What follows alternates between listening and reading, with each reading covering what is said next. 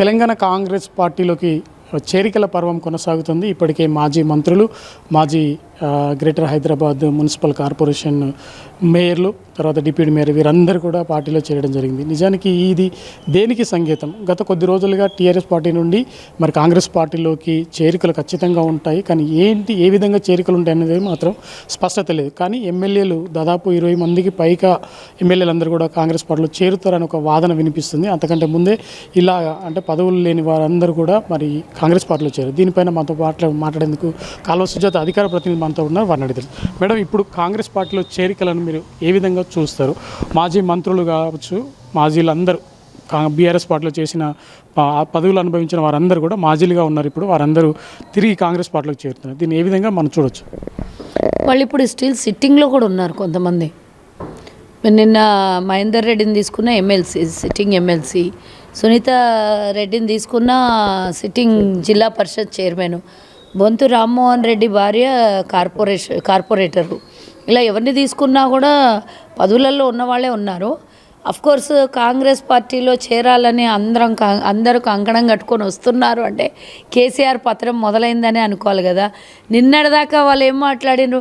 కాంగ్రెస్ 64 సీట్లు వచ్చినాయి, 7 ఉంటుంది, ఊడిపోతుంది, అయిపోయింది, తుమ్మితే రాలిపోతుంది, దగ్గితే పడిపోతుంది, 3 నెలల్లో ఉండదు ప్రభుత్వం, 6 నెలలకు ఖతం అయిపోతుంది అని ఇక్కడి నుంచి మొదలు పెడితే రాజ్యసభ దాకా మాట్లాడుకున్నారు వీళ్ళు. మేమంటున్నాము మాది హౌస్ఫుల్ అయింది బాబు, మా దగ్గర ఎట్లా అంటే ఓవర్లోడ్ అయిపోతుంది, వద్దు వద్దు వద్దు వద్దు అన్న అందరు వస్తున్నారు. మేము ఏం చేయాలో మాకు అర్థమవుతలేదు. వాళ్ళేమో మేము ఊడగలుగుతాము, ముక్కు పట్టుకుంటే పడిపోతుంది అని వాళ్ళు మాట్లాడుతున్నారు. అందుకనే మాట్లాడేటప్పుడు జాగ్రత్తగా రేపటి రోజుని గురించి ఆలోచించుకొని మాట్లాడాలి. ఏది పడితే అది, ఎట్లా పడితే అట్లా మాట్లాడితే ఇగో గిట్లు ఉంటుంది కథ. ఇప్పుడు మేమేం రమ్మలేదు, వాళ్ళకి ఎవరిని బొట్టు పెట్టి పిలవలేదు, వాళ్ళే ప్రభుత్వం దగ్గరకు వస్తున్నారు. మేము పిలిస్తే ఒక్కసారి డోర్లు ఓపెన్ చేస్తే, ఇప్పటికే నిన్న నేను అన్న గాంధీ భవన్ తలుపులు ఇరగొట్టేటట్టున్నారా బాబు, మీరు పట్టట్లేదు అని అన్నాను నేను. ఇప్పుడు ఒకవేళ గేట్లు ఓపెన్ చేస్తే ఎంట్రీ గేట్లో ఓపెన్ చేస్తే ఎగ్జిట్లో నుంచి కూడా దారి లేకుండా అవుతుంది. మరి అలాంటి పరిస్థితుల్లో ఈరోజు మీరు మా ప్రభుత్వాన్ని పడేస్తాము గిడేస్తాము అని మాట్లాడితే కుక్క కాటుకు చెప్పు దెబ్బ అన్నట్లే అందరు వస్తున్నారు కదా. నేను అనడం కాదు, అందరు అంటుండ్రు. నువ్వు చేసిన కొంతమంది అయితే వాళ్ళు వచ్చి మాట్లాడుతున్నారు. డిప్యూటీ మేయర్ ఆమె అయితే 3 గంటలు పోయి కూర్చున్నదంట మంత్రిని, కేటీఆర్ని గెలవడానికి, మాజీ మంత్రిని. అధికారంలో ఉన్నప్పుడు ఎట్లన్నా కలవకపోతుంది, మరి ఎందుకయ్యా మొన్న సమావేశం పెడితే కొంతమంది గైరాజరైనరు, ఆ విధంగా ఇబ్బంది పెడుతున్నారని మాట్లాడడానికి వస్తున్నా కూడా వాళ్ళని కనీసం సమయం ఇవ్వకుండా 3 గంటలు కూర్చోబెట్టి మాట్లాడకపోతే వాళ్ళు నీ పార్టీలో అధికారంలోనే లేవు. అహంకారం ఇంకా తల మీద ఉండి కిందికి దిగకపోతే ఏం చేస్తారు వాళ్ళు? ఇంతకుముందు కట్టు బానిసల్లాగా ఉండొచ్చు, ఇంతకుముందు నీ గుప్పిట్లో ఉండొచ్చు, కానీ ఇప్పుడు ఒక్కసారి ప్రభుత్వం పడిపోయిన తర్వాత రెక్కలు వచ్చిన పక్షులాగా ఎగిరిపోతారు కదా. ఇది గుర్తుంచుకోకుండా పిచ్చి పిచ్చి మాటలు అసెంబ్లీలో మాట్లాడుతున్నారు, రాజ్యసభలో మాట్లాడుతున్నారు. కాబట్టి ఇవన్నీ మీ ఒంటికి కానీ మీకు కానీ అంత మంచివి కాదని హెచ్చరిస్తున్నాను. వారందరూ కూడా కేసీఆర్కు, కేటీఆర్కు రైట్ హ్యాండ్గా పనిచేసిన వాళ్ళే, కానీ మీ కాంగ్రెస్లోకి వచ్చిన తర్వాత వాళ్ళందరూ కోవట్లుగా మారే అవకాశం ఉంటుందని చెప్పి చాలామంది అనుమానం వ్యక్తం చేస్తున్నారు. ఇక్కడ అంత సినిమా ఉండదు, ఇది ప్రజాస్వామ్యం ఉన్న పార్టీ. ఇది కేసీఆర్ దగ్గర కువట్లుగా పనిచేసిన, ఎవరి దగ్గర ఏం పనిచేసిన అనేది సెకండరీ. అది ఇక్కడ ప్రజాస్వామ్యం ఉన్న పార్టీ. ఒక వ్యక్తి మీదనో ఒక పేరు మీదనో నడిచేటటువంటి పార్టీ కాదు. అందరూ లీడర్లు, దానికి ఒక సీఎం అంటూ ఉంటారు. కాబట్టి రేవంత్ రెడ్డి గారు సీఎం, వారి నాయకత్వంలో ఈరోజు కాంగ్రెస్ పార్టీ తెలంగాణ ప్రజలకు ప్రజా ప్రభుత్వంగా పనిచేస్తుంది. ఇందులో వాళ్ళు కూడా భాగస్వాములు అవుతారు తప్పించి వాళ్ళకు ఓటుగా పనిచేసేటటువంటి అవకాశం కాంగ్రెస్ ఇవ్వదు. అది గుర్తుంచుకోవాల్సినటువంటి అవసరం ఉన్నది. అక్కడ ఏమున్నా ఏం చేసినా కూడా ఇంట్లో నుంచి బయటికి పోయేటప్పుడు చెప్పులు వేసుకొని ఎట్లా పోతామో, శనిదేవుడి దగ్గర నవగ్రహాల ముందు ప్రదక్షిణ చేసిన తర్వాత కాళ్ళు కడుక్కొని ఎట్లా పోతామో ఇప్పుడు అట్లా కడుక్కొని మా దగ్గరకు వచ్చినట్టేది. ఎమ్మెల్సీ పదవి ఇవ్వలేదని చెప్పేసి బొంతు రామ్మోహన్ రెడ్డి దీంట్లో కాంగ్రెస్ పార్టీలోకి వచ్చారు అని చెప్పేసి ఒక ఆరోపణ వినిపిస్తుంది. ఇక అది ఎందుకు వచ్చిందో వాళ్ళని అడిగితేనే తెలుసు, నాకు తెలియదు. కానీ ఎమ్మెల్సీ ఇయ్యలేదా, రాజ్యసభ ఇయ్యలేదా, ఇంకేమన్నా ఇయ్యలేదా అని ఆడికి ఇంత ఉన్నది. ఇప్పుడు ఇక ఎన్ని మంది పదవులు అడిగితే ఆడికెళ్ళి ఇస్తాడు. పాపం కేసీఆర్ ఇంట్లో వండుకున్నాడు కాబట్టి ఇక పదవులు అడిగినరా, పదవులు అడగలేదా, లేకపోతే ముందే రావాలని ఎన్నికల ముందే వాళ్ళ ప్రణాళిక ఉండేనా, ఇవన్నీ వాళ్ళని అడగండి ఒకసారి. నాకేం తెలీదు. నిన్న పార్టీలోకి వచ్చారు, మా నాయకులు ఆహ్వానం పలికిండ్రు, వచ్చిండ్రు, కలిసి పనిచేయడానికి ఇష్టపడే వాళ్ళే రమ్మని అంటున్నాము. అంతే తప్పించి వాళ్ళకి అవి ఇస్తాము ఇవి ఇస్తామని ఆశ పెట్టలేదు. ఇష్టం ఉంటే రావాలి, అది కూడా లేదంటే లేదు. ఇక్కడేమి కాంగ్రెస్లో పనిచేసిన వాళ్ళు కాంగ్రెస్ ఏం గొడ్డుపోలేదు, కాంగ్రెస్ నాయకత్వం ఏం గొడ్డుపోలేదు. కాంగ్రెస్లో 10 ఏళ్ళు కష్టపడి ప్రభుత్వం రావడం కోసం తన దగ్గర ఉన్నటువంటి చిన్న చిన్న కార్యకర్తలు కూడా రూపాయి ఖర్చు పెట్టుకొని పనిచేసినటువంటి కాంగ్రెస్ పార్టీ ఒక్కొక్కళ్ళు ఒంటి మీద గాయాలయ్యి వాళ్లకు నెల రోజులలో 10 రోజులు కోర్టు చుట్టూ తిరిగిన వాళ్ళు ఉన్నారు మాలాంటి వాళ్ళు. ఇన్ని కష్టాల్లో నష్టాల్లో ప్రభుత్వం వచ్చింది ఈరోజు. ఏదైనా సరే మా ముఖ్యమంత్రి గారు క్లియర్గా చెప్పిండ్రు, ఏ ఆశలు పెట్టుకొని రావద్దు, మాతో పాటు పని చేయాలి, పని చేసినాక ఓ 3 ఏళ్ళో 4 ఏళ్ళో చూసినాక ఏమన్నా పదవులు అనేది ఆలోచనలో ఉంటాయని నేను అనుకుంటున్నాను. క్లియర్గా చెప్పారు అని కూడా నాకు తెలిసింది.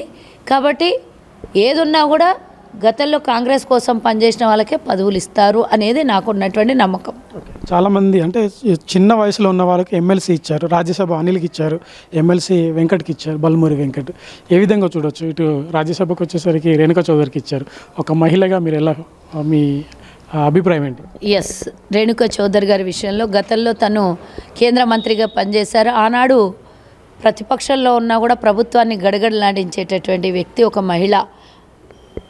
ఆమె ఒక ఫైర్ బ్రాండ్గా పేరుగాంచినటువంటి రేణుకా చౌదరి గారు. సో అలాంటి వాళ్ళ ఇన్స్పైర్తో మేము కూడా పనిచేస్తున్న వాళ్ళం. సో అలాంటి వాళ్ళకి ఇవ్వడం అనేది పూర్తి స్థాయిలో న్యాయం అనే నేను అనుకుంటాను. ఎందుకంటే రాజ్యసభలో ఇప్పుడు వాయిస్ వినిపించడం అవసరం. సోనియా గాంధీ గారు కూడా రాజ్యసభకి వెళ్తున్నారు కాబట్టి మహిళగా ఇంకొక మహిళ తెలంగాణ నుంచి తోడుగా సోనియా గాంధీ గారికి వెళ్తున్నారు అని మేము హర్షిస్తాం. డెఫినెట్గా మహిళలకి స్థానం లేదు అని మనమందరం బాధపడే కన్నా ఇస్తున్నటువంటి ఒక అన్ని విధాల అన్ని యాంగిల్లో తనకు న్యాయ ప్రకారంగానే ఇచ్చారని అనుకుందాము. ఇకపోతే బల్మూరు వెంకట్ విషయానికి వస్తే ఎందుకు చిన్నపిల్లోడైనా పార్టీ కోసం కానీ తన గొంతుని వినబెట్టించి విద్యార్థి యువతనందరికీ పనిచేసినోడు కాదా? ఎందుకు న్యాయం చేయొద్దా? చిన్నోడికైనా పెద్ద సభలకు పంపించగలదు కాంగ్రెస్ అని నిరూపించుకునింది. ఆయన మీద ఆయన వయసుకు డబల్ కేసులు ఉన్నాయి. యువతకి ఒక స్ఫూర్తిగా నిలబడ్డాడు పిల్లోడు 10 ఏళ్ల నుంచి. సో దట్ పనిచేసిన వాళ్ళని గుర్తిస్తుంది అనడంలో అదొక సాక్ష్యం కూడా కదా. ఇంకోటి మరి అనిల్ యాదవ్ రాజ్యసభకు నిన్న ఎన్నిక కావడం ఆశ్చర్యమైనా కూడా ఇలా కాంగ్రెస్ కోసం కట్టుబడి పనిచేసిన వాళ్ళకి వయసుతో నిమిత్తం లేకుండా ఎవరికైనా పదవులు వస్తాయని మరోసారి నిరూపించబడింది. ఆయన కూడా విద్యార్థి దశ నుంచి యువజన నాయకునిగా అంటే నేషనల్ యూత్ కాంగ్రెస్లో కూడా ఇప్పటిదాకా పనిచేస్తున్నటువంటి వ్యక్తి. సికింద్రాబాద్ డిసిసిగా ఉన్నటువంటి మరి అనిలు, ఇలా రకరకాలుగా పదవుల్లో 10-15 ఏళ్ల నుంచి పనిచేసిన వాళ్ళు. కాబట్టి న్యాయం జరిగిందనే నేను అనుకుంటాను.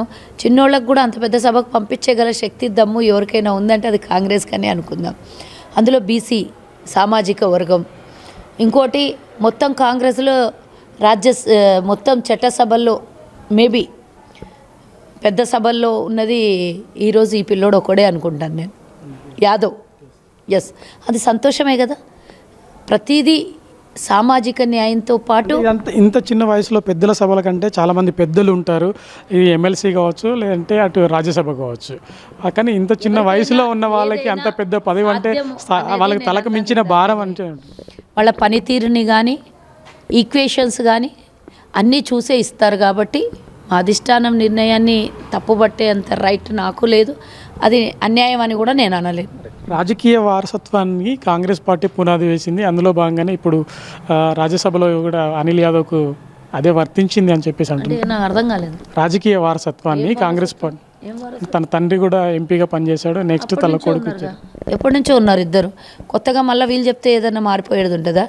కాంగ్రెస్ ఈరోజు గౌరవించి చిన్నపిల్లోడికైనా పెద్దల సభకు పంపించిండ్రని సంతోషిద్దాం. అక్కడ కూడా తన గళం విప్పి మాట్లాడే శక్తి తనకు ఉంది కాబట్టి భారతదేశంలో జరుగుతున్న అవినీతి గురించి రాజ్యసభలో మొన్న పక్కలు ఉన్నటువంటి రాజ్యసభ ఎంపీ పిచ్చికూతలు కూర్చిండు. అట్లాంటివి వాయిస్ ఇచ్చడానికి మన తెలంగాణ నుంచి మన తెలుగు రాష్ట్రాల నుంచి కాంగ్రెస్ పార్టీలో అక్కడ కూర్చున్నారు అని హర్షించాలి. ఎలాగో ఆంధ్రప్రదేశ్లో మాకు అవకాశం లేదు కాబట్టి ఇక్కడి నుంచి ఇచ్చాము. సో పక్క రాష్ట్రాలు కూడా మేము మా మీద దాడి చేస్తున్నాయి. అందరు కలిసి మాట్లాడడానికి ఒక నాయకుడిని ఎన్నుకోవడంలో తప్పేమున్నది? ఇంకా పెద్దలు మీరు అన్నట్టు సీనియర్స్ చాలామంది ఉన్నారు. ఇప్పుడే ఏమైపోలేదు, ప్రభుత్వం ఇప్పుడే వచ్చింది, ఇంకా చాలా పదవులు ఉంటాయి. ఇంకో సంవత్సరం తర్వాత ఇంకా చాలా ఎమ్మెల్సీలు వస్తాయి, రాజ్యసభలు వస్తాయి, ఖాళీ అవుతూ ఉంటాయి, రకరకాల పదవులు ఉంటాయి. అందరికీ న్యాయం చేయాలని కూడా నేను కోరుకుంటున్నాను. ఎందుకంటే పార్టీకి పనిచేసిన వాళ్ళకి ఎవరికి న్యాయం చేయకుండా చేసిన పనికి విలువ ఉండదు అని నేను అనుకుంటున్నాను. ప్రమోషన్ పదవి ప్రభుత్వం ఉంది కాబట్టి ప్రమోషన్ చేయాలి, పదవులు ఇవ్వాలి, అది న్యాయం. ఎందుకంటే అందులో నేను ఉండొచ్చు, ఇంకొకళ్ళు ఉండొచ్చు, అందరూ ఉండొచ్చు. అందరికీ పార్టీ కోసం అధికారంలో లేకున్నా కూడా పట్టుకొని పనిచేసి నీతి నిజాయితీలతో పనిచేసి పార్టీ అధికారంలో రావడానికి వాళ్ళంతుగా పనిచేసిన వాళ్ళని తప్పకుండా రికగ్నైజేషన్ చేస్తుంది, చెయ్యాలి అని కూడా నేను కోరుకుంటున్నాను. మీ ప్రాంతం నుండి మాజీ మంత్రి మహేందర్ రెడ్డి సతీమణితో పాటు వాళ్ళ కుమారుడు ముగ్గురు కూడా కాంగ్రెస్ పార్టీలో వచ్చారు. వాళ్ళ ప్రభావం మీరు చేసిన పని మీద ఎఫెక్ట్ ఉంటుందా? గతంలో టికెట్ విషయంలో ఏమైనా ఇబ్బంది వచ్చే అవకాశం ఉంది? అవన్నీ రకరకాలుగా ఉన్నాయి. నేను గతంలో కూడా మాట్లాడాను. గతంలో జరిగిన సంఘటనలు చాలా ఉన్నాయి. రాజకీయాల్లో ఎన్నో మార్పులు చేర్పులు జరుగుతూ ఉంటాయి. కోర్స్ అందరికీ తెలిసినటువంటి విషయమే. మహేందర్ రెడ్డి వల్ల నేను నష్టపోయిన విషయం అందరికీ తెలుసు. అయినా కానీ పార్టీ నాయకత్వం వారిని ఆహ్వానించిన తర్వాత నాకు వ్యక్తిగతంగా డ్యామేజ్ చేయడం జరిగింది కాబట్టి వాళ్ళు, అది వేరే ఇష్యూ. ఇప్పుడు ఏది వచ్చినా పార్టీలోకి వచ్చారు కాబట్టి నా వరకు నేను అందరికీ సహకరించేదాన్ని, ఎప్పుడు అందరికీ తెలిసినటువంటి విషయమే. నా వంతుగా నేను సహకారం డెఫినెట్గా అందిస్తాను. అది అంటే మాజీ మంత్రిగా పనిచేసిన అతను కేసీఆర్తో కలిసి వర్క్ చేయడం జరిగింది. చివరి సమయంలో ఆయనకు మంత్రి పదవి ఇచ్చారు. కొంత మానసికంగా కావచ్చు, ఆర్థికంగా కావచ్చు ఇబ్బంది పడ్డది. దాని నుండి బయటపడాలని కాంగ్రెస్ పార్టీలోకి చేరారా? దాని నుంచి బయటపడాలని కాదు, యాక్చువల్లీ ఆయన అప్పుడే బయటికి వచ్చేవాడు. ఒక సంవత్సరం క్రితమే టాక్స్ అయిపోయినాయి పార్టీలోకి వస్తున్నాడు అనేది. ఎందుకంటే అప్పట్లో కూడా నాకు టికెట్ రాదు, మహేందర్ రెడ్డి వస్తే అనేది టాక్ వచ్చిన విషయం అందరికీ తెలిసిందే. కాబట్టి ఒక సంవత్సరం ఎన్నికలకు ఒక సంవత్సరం ముందే రావాలి. అయినా ఏదో వివిధ కారణాలు కేసీఆర్ కట్టుబాట్లు ఏందో మనకు తెలియదు కదా, ఏదైనా కంట్రోల్ చేసి ఆపగలిగాడేమో. కానీ చివరి క్షణంలో కూడా 2 నెలల ఎన్నికలని అనే సమయంలో కూడా ఆయనకు మంత్రి పదవిని ఇవ్వడం కూడా ఆశ్చర్యాన్ని వ్యక్తపరిచింది. అంటే అందరూ ఆశ్చర్యంగా చూశారు. అసలు ఏంది 2 నెలలు ఎన్నికల మంత్రి అనేది కూడా ఒక సవాల్ వచ్చింది. అయినా అప్పుడు కూడా ఆయన రావాలనుకున్నారు. సునీతారెడ్డి గారు కూడా అప్పటి వరకు కూడా రావాలి, అసలు వద్దు మాకు మంత్రి పదవి అన్నారని కూడా నాకు తెలిసినటువంటి సమాచారము. సో ముందే రావాలనుకున్నారు కానీ కాబట్టి ఎలాగూ రావాలి అనుకున్నారు కాబట్టి వచ్చేసారు. ఈ ఎఫెక్ట్ మీకు పదవులు రాకుండా అడ్డుకునే అవకాశం ఏమైనా ఉంటుందా? ఉండదండి. నేను పార్టీ సీనియర్ లీడర్ని. నాకు వాళ్ళ పని వాళ్ళు చేసుకుంటారు, వాళ్ళకి ఇచ్చిన పనిని వాళ్ళు చేసుకుంటారు. ఒకప్పుడు ఇద్దరు వేరే వేరే పార్టీలో ఉంటిమి. ఇప్పుడు నా పార్టీలోకే వాళ్ళు వచ్చారు, నేను వాళ్ళ పార్టీలోకి వెళ్ళలేదు, వాళ్ళే నా పార్టీలోకి వచ్చారు. ఏదైనా కూడా ఇప్పుడు రేవంత్ రెడ్డి గారు ముఖ్యమంత్రి, వారికి నా గురించి తెలీదా? పార్టీకి నా గురించి తెలీదా? ఫస్ట్ ఆఫ్ ఆల్ నన్ను అడ్డుకోవడానికి వాళ్ళు ఎంపీ రేస్లో ఉన్నవాళ్ళు. నేను తాండూరు నియోజకవర్గం వరకే. జరిగిపోవాల్సిన నష్టం ఎప్పుడో జరిగిపోయింది, ఇంకా కొత్తగా జరగాల్సిన నష్టం ఏం లేదు. ఏమున్నా ముఖ్యమంత్రి గారికి నా గురించి పూర్తిగా తెలుసు, పార్టీకి అంతకన్నా బాగా తెలుసు. కాబట్టి ఆ రోజులు పోయాయి.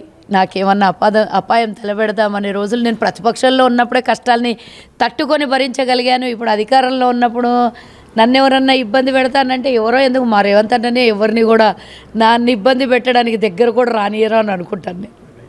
మీరు అంటే ఇప్పుడు ఎంపీ ఎలక్షన్స్ వస్తున్నాయి, మీకు ఒకవేళ ఎంపీ అవకాశం ఇస్తే మహిళలకి ఏ మేరకు సీట్లు ఇస్తే బాగుంటుంది?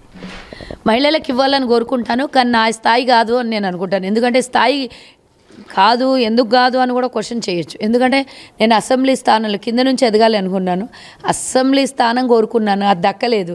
కానీ ఎంబడే నేను ఎంపీ స్థానం అడిగేటంత కూడా నా రేంజ్ అది కాదు అని. అంటే ఏదైనా ఊరికే ఎవరో చెప్పారు అని చెప్పేసి కాదు కదా. నేనేంటి, నా కెపాసిటీ ఏంటి అనేది నాకు తెలియాలి.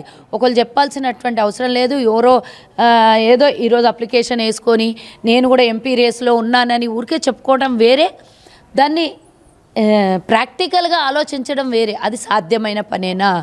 నేను అసెంబ్లీ స్థానం అడిగిన దాన్ని పార్లమెంట్కి ఎట్లా సాధ్యం అవుతాను? అది దక్కకపోతే ఇది దక్కుతుందా? డెఫినెట్గా ఆ స్థాయి, అంటే ఆ స్థాయి కాదని కాదు, ఇంకా సమయం ఉంది దానికి.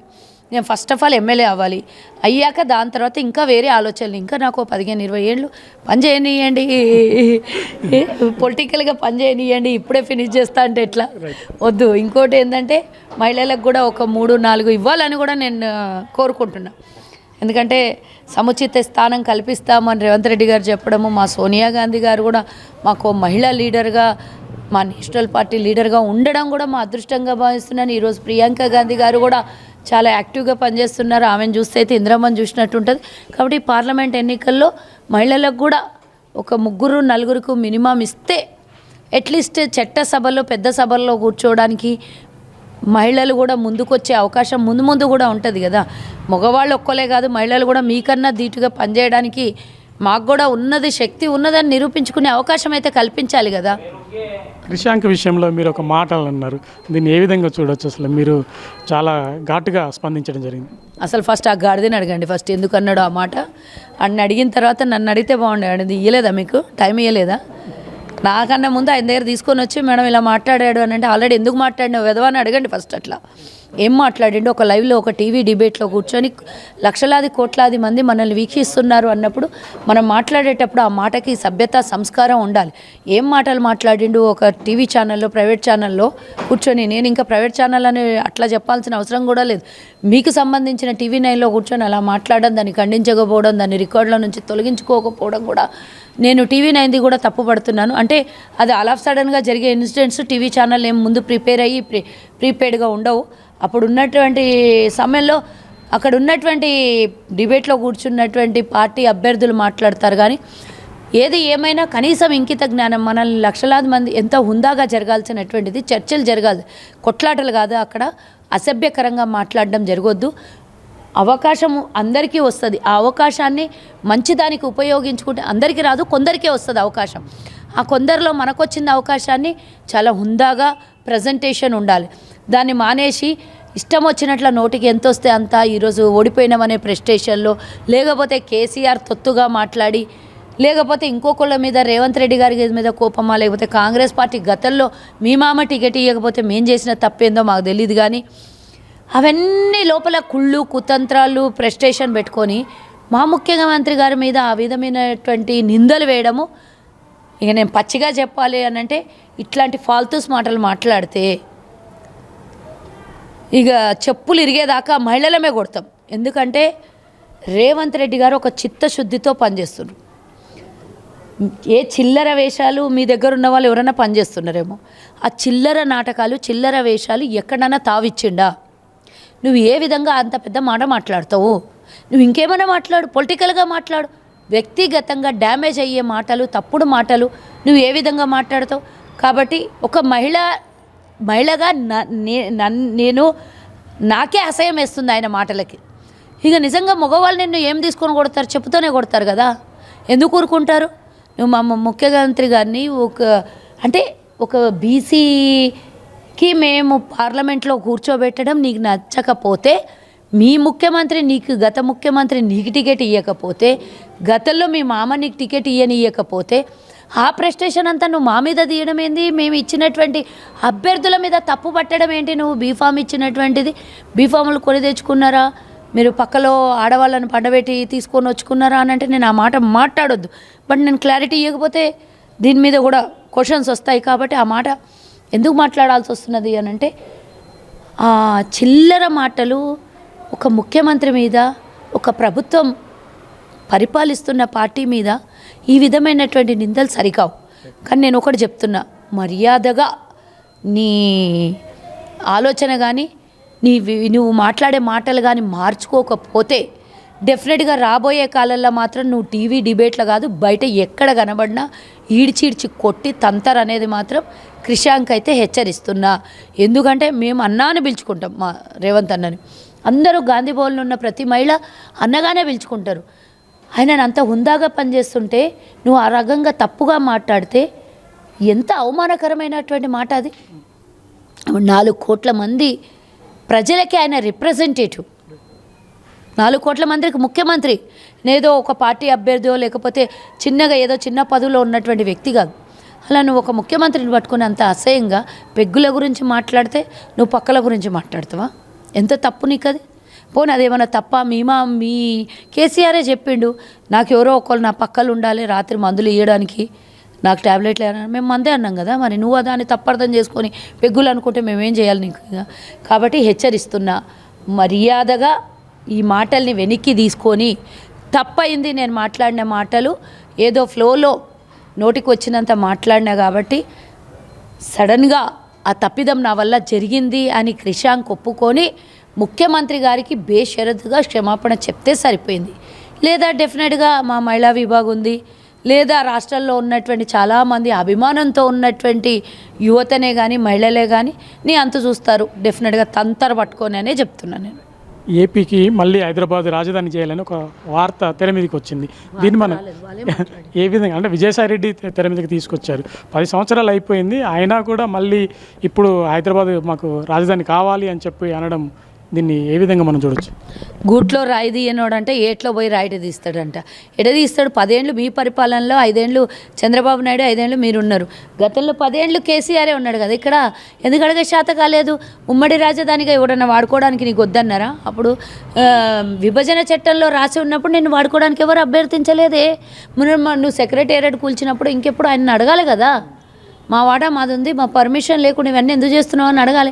ఆ రోజు అడగనోని ఇంకో జూన్లో అయితే నీ 10 ఏళ్ళు పూర్తి అయిపోతుంది. ఇప్పుడు వచ్చి ఉమ్మడి రాజధాని హైదరాబాదే ఉండాలని నా అభ్యర్థన, నేను కోరుకుంటున్నా, నేను డిమాండ్ చేస్తున్నా. నేను రేపు పొద్దున ఎంపీగా నామినేషన్ వేసిన, రాజ్యసభలో కూడా నా గళం విప్తా మాట్లాడతా అనంటే అసలు 2 నెలలు అయినాక నువ్వే ఉంటావో ఉండవో తెలియదు, మీ ప్రభుత్వం ఉంటుందో ఉండదో తెలియదు, నువ్వు రాజ్యసభ దాకా పోతివి. ఇంకా అది సెకండరీ. ఫస్ట్ ఆఫ్ ఆల్ అంటే ఎవరి రాష్ట్రాలు వాళ్ళు పాలించుకొని, ఎవరి పనులు వాళ్ళు చేసుకొని, ఎవరి పనులలో వాళ్ళు నిమగ్నమై ఉన్నప్పుడు ఇలాంటి చిచ్చులు మాట్లాడితే ఇది రాజకీయ కుట్రాన్ని అనుకోరా? మొన్న విజయసాయి రెడ్డి అక్కడ రాజ్యసభలో మాట్లాడిండు. ఈయన పేరేంది ఇక్కడ మాట్లాడిండు, టీటీడీ బోర్డు చైర్మన్ మాట్లాడిండు. ఆయనని నేను అడుగుతున్నా, మొన్న నువ్వు ఏదో పార్లమెంట్లో మాట్లాడినప్పుడే కౌంటర్ ఇచ్చినా, నేను కేసు పెట్టేసి వచ్చిన. తగదునమ్మా అని మా రాష్ట్రం మీద పడితే పొద్దుమూకుల మా రాష్ట్రం మీద మా నీళ్లు తీసుకుపోతుంది. మా కేసీఆర్ తీసుకొని పోయి కోడి కూర పులావ్ పెట్టి మంచిగా పులుసు గిలుసు అన్నీ పెట్టి దోలుతుంది. మళ్ళీ ఆయనది అయిపోయింది కథ. ఇక అది గతం కథ. ఇక ఆయనతోనే మీ కథ కూడా అయిపోయింది. ఇక మా తెలంగాణతోని మళ్ళా మమ్మల్ని రెచ్చగొట్టేది, లేకపోతే కాంగ్రెస్ ఇడ ప్రభుత్వం ఉంది కాబట్టి తట్టుకోలేకుండా కేసీఆర్ మీతో ఏమైనా మాట్లాడిస్తే కనుక ఇక పరిణామాలు వేరేగా ఉంటాయని వాళ్ళిద్దరికీ హెచ్చరిస్తున్నాను. Thank you madam, thank you so much. మొత్తం మీద తెలంగాణ రాష్ట్రానికి సంబంధించి ఉమ్మడి రాజధాని పైన ఇకపైన ఎటువంటి హక్కులు లేవు. ఎందుకంటే 10 సంవత్సరాల కాలం గడిచిపోయింది. ఇప్పుడు ఉమ్మడి ఏపీకి రాజధాని కావాలంటే హైదరాబాద్ మేము ఊరుకోము, ఎవరి బతుకు వారు బతుకుతున్నారు కాబట్టి ఇదే విధానాన్ని కొనసాగించాల్సిన అవసరం ఉంది అంటున్నారు. కెమెరామెన్ రాజుతో మహేందర్, హైదరాబాద్.